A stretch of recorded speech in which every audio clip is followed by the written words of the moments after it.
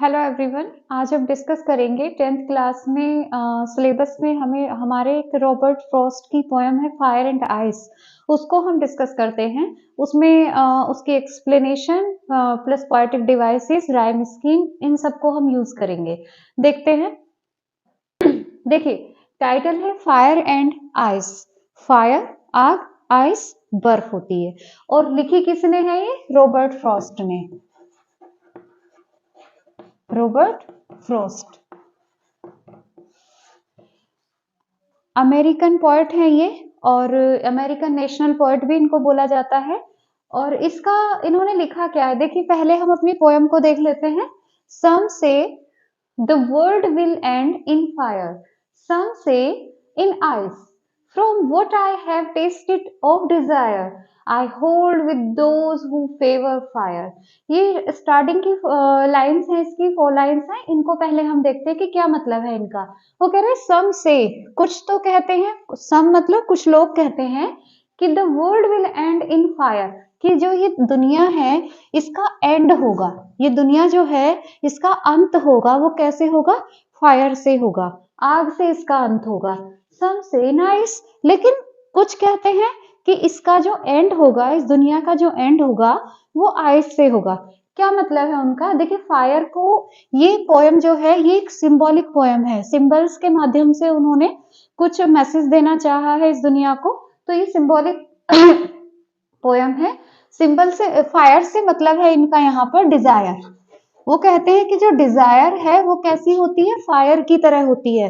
तो हमारी डिजायर जो है वो इतनी तेजी से फैलती है। जब हमें कोई चीज चाहिए होती है वो मिल जाती है, उसके बाद दूसरी डिजायर, तीसरी डिजायर, और डिजायर क्या होती है? बढ़ती चली जाती है। तो क्या कहते हैं कि दुनिया का एंड जो होगा वो डिजायर से होगा, यानी कि फायर से होगा। फायर मीन्स डिजायर, जो सिंबॉलिक मीनिंग है उसका वो क्या है? डिजायर। फिर वो कहते हैं, लेकिन कुछ कहते हैं कि वो आइस से होगा। अब आइस से क्या मतलब है? आइस का जो सिंबल लिया गया है, आइस के लिए लिया गया है वो हेट। हेट क्यों लिया है आइस का? मीन्स हेट क्यों है? क्योंकि बर्फ कैसी होती है? ठंडी होती है एकदम। और हेट भी कैसी होती है? हम अपने मन में रखते हैं। हम सामने वाले को नहीं बताते कि हम तुमसे नफरत करते हैं, घृणा करते हैं। केवल अंदर ही अंदर हम रखते हैं, साइलेंटली वो बढ़ती जाती है, बढ़ती जाती है। और हेट क्या होती है? अगर हमारे मन में किसी के प्रति नफरत है या घृणा है तो क्या होगा? हम उसके लिए खतरनाक होंगे। उस इंसान के लिए हम ऑब्वियसली अच्छा ना करेंगे, ना सोचेंगे। तो वो कहता है कि कुछ कहते हैं कि आइस से इस दुनिया का एंड होगा, कुछ कहते हैं कि फायर से इस दुनिया का एंड होगा। यानी कि या तो डिजायर से इस दुनिया का एंड होगा या फिर हेट, नफरत से इस दुनिया का एंड होगा। नेक्स्ट वो बोलते हैं, from what I have tested of desire, I hold with those who favour fire. अब ये जो है ऊपर, ये सम जो है ये कौन है? ये जो ह्यूमंस हैं उनके बारे में बता रहे, यानी कि ये उनका विचार नहीं है। ये क्या है? ये सोसाइटी का में जो लोग हैं उनके विचार हैं। यहाँ पर राइटर का अपना, पोएट का अपना कोई विचार नहीं है। लेकिन इस लाइन में वो क्या कहते हैं कि from what I have tested, लेकिन अगर मैं अपनी बात करूं, अगर मैं ये कहूं मेरे अकॉर्डिंग फायर से होगा या आइस से होगा, तो मेरे अकॉर्डिंग क्या होगा? Of desire. मेरे अकॉर्डिंग भी डिजायर से ही होगा। डिजायर मतलब सेम फायर। तो I hold with those who favour fire, तो डिजायर मीन्स क्या हुआ? फायर।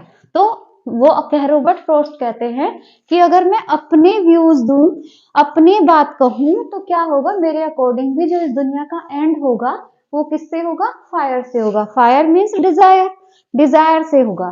ठीक है। अब इन ये स्टार्टिंग की लाइन हुई इसकी। आगे लाइन में वो क्या कहते हैं, नेक्स्ट जो स्टैंजा है उसमें वो क्या बोल रहे हैं? But if had to perish twice, लेकिन पेरिस डिस्ट्रॉय होना, डाई होना, ठीक है, या तो डिस्ट्रॉय या डाई। तो कह रहे हैं but if had to perish twice, अगर 2 बार होना हुआ, अगर इस दुनिया का एंड 2 बार होना हुआ तो कैसे होगा? आई think I know enough of hate. तो कहते हैं नफरत भी काफी है इस दुनिया का एंड करने के लिए, नफरत भी काफी है। तो to know for destruction of ice, तो फिर ये जो अंत है इसका फिर आइस से भी होगा, यानी कि नफरत से भी होगा। वो कहते हैं कि अगर मैं अपने अकॉर्डिंग कहूं तो फायर से होगा लेकिन अगर 2 बार इसका एंड होना हुआ तो नफरत भी काफी है इस दुनिया को डिस्ट्रक्शन करने के लिए, एंड करने के लिए। इज ऑल्सो ग्रेट, वो भी काफी है, यानी कि जो आइस है उसका भी एक मेन रोल है, आइस से भी इस दुनिया का एंड इजीली हो जाएगा। एंड वुड सफिस, ये सफिशियंट है, ठीक है। तो यहाँ पर क्या कह रहे हैं कि अगर इस दुनिया का एंड 2 बार होना हुआ तो ये मैं सोचता हूँ कि जो नफरत है ये भी काफी है। To know for destruction of ice, बर्बादी के लिए, इज ऑल्सो ग्रेट, और ये काफी है। एंड वुड सफिस, सफिशियंट है ये। अब इस पोएम के कुछ फैक्ट्स की बात करते हैं। फैक्ट्स क्या क्या है इसमें, क्या क्या चीजें, कौन सी इसमें फिगर ऑफ स्पीच यूज हुई हैं, और क्या इसके सिंबल्स है, या फिर क्या इसमें चीजें यूज हुई हैं, हम उन चीजों को यहाँ पर डिस्कस करते हैं। देखिए पोएम जो है ये कितने लाइन्स की है, ये 9 लाइन पोएम है, 9 लाइन की है। फिर दूसरी चीज इसमें राइम स्कीम क्या है, देखिए राइम स्कीम कैसे निकालते हैं, वर्ड का जो साउंड है, जो राइम है उसको मैच करते हैं, जैसे हम करते हैं ना मैट टैट, एलकेजी में यूकेजी में हम पढ़ते थे, इसी तरीके से पढ़ते थे ना। तो रन गन, तो यहाँ पर भी वही उसी तरीके से मैच करना है। तो देखिए फर्स्ट लाइन में आया है फायर, फायर उसको हमने क्या लिखा है, ए लिखा है। सेकेंड लाइन में आया आइस, ये अलग हो गया, फायर से इसका साउंड अलग हो गया, यहाँ पर लिखा हमने बी। थर्ड लाइन में आया desire, fire desire, same sound आ रहा है, तो ये क्या हुआ ए। फिर नेक्स्ट लाइन में आया fire, fire fire desire, same है, ए से रिप्रेजेंट कर दिया यहाँ पर। फिर ट्वाइस, ट्वाइस आइस, सेम है तो बी लगा दिया।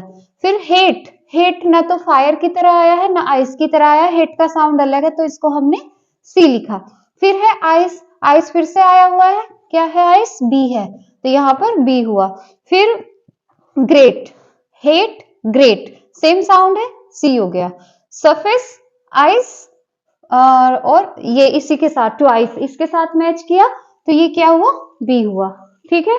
अब इसकी राइम स्कीम निकालते, क्या हुआ, फर्स्ट लाइन में है ए, सेकंड लाइन में बी, थर्ड में ए, फोर्थ लाइन में ए, फिफ्थ में बी, सिक्स्थ में सी, सेवेंथ में बी, एट्थ में सी, और नाइन्थ में बी। ये इसकी राइम स्कीम हुई, ठीक है। क्या है ये, A B C, B C B, यानी कि 3 लाइन स्टेंजाज है ये, ठीक है। टेरसेट है ये, टेरसेट क्या होता है, 3 लाइन का जो स्टेंजा होता है उसको हम टेरसेट बोलते हैं। तो ये 3 लाइन स्टेंजा है और इसकी ये राइम स्कीम है। ये हुई राइम स्कीम की बात। अब इसमें पोएटिक डिवाइस क्या क्या यूज किए गए हैं, देखिए इसमें जो हमारा पोएटिक डिवाइस है, जब हमारा कोई वर्ड जो नेक्स्ट लाइन से उनमें सेम फॉलो होता है, यानी कि कोई वर्ड का रेपिटेशन होता है नेक्स्ट लाइन में भी, जैसे यहाँ पर सम से ये वाला हुआ है, तो यानी इस लाइन में भी सम से और इस लाइन में भी सम से, तो यहाँ पर इस तरीके से जब रेपिटेशन होता है तो उसको हम वहां पर कौन सी फिगर ऑफ स्पीच होती है, एनाफोरा। तो यहाँ पर कौन सी फिगर ऑफ स्पीच है,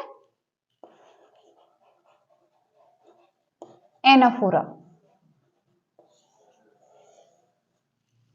एक होता है जैसे हम कोई सेंटेंस स्टार्ट करते हैं और वो सेंटेंस हमारा खत्म होता है, हम उसको फुल स्टॉप लगाते हैं, लेकिन एक पोएटिक डिवाइस होती है जब हमारा एक ही सेंटेंस नेक्स्ट कई लाइन में फ्लो होता है, आगे एक लाइन में अपना मीनिंग कंप्लीट नहीं करता, 2 या 2 से ज्यादा लाइन लेता है, वो एक सेंटेंस 2 3 4 5 लाइन में वो चलता जाता है, तो ऐसे सेंटेंस को हम क्या कहते हैं, एंजेममेंट बोलते हैं। तो यहाँ पर उसका भी यूज हुआ है, देखिए यहां से स्टार्ट हुआ लेकिन यहाँ पर फुल स्टॉप आ गया, फिर यहां से स्टार्ट हुआ यहाँ फुल स्टॉप आ गया, लेकिन अब यहां से क्या हुआ है, सेंटेंस यहां से स्टार्ट हुआ, but if had to perish twice, I think I know enough to hate, to know for destruction of ice is also great and would suffice.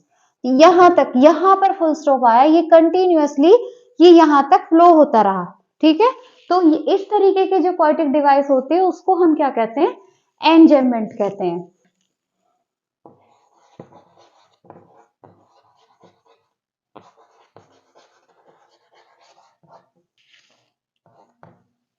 एंजेममेंट, ठीक है। ये कौन सी पोएटिक डिवाइस हुई, जब हमारा एक सेंटेंस एक लाइन में अपना कंप्लीट ना होके कंटिन्यूअसली 2 या 2 से ज़्यादा लाइन्स में वो फ्लो होता है, तो वहाँ पर होता है एंजरमेंट।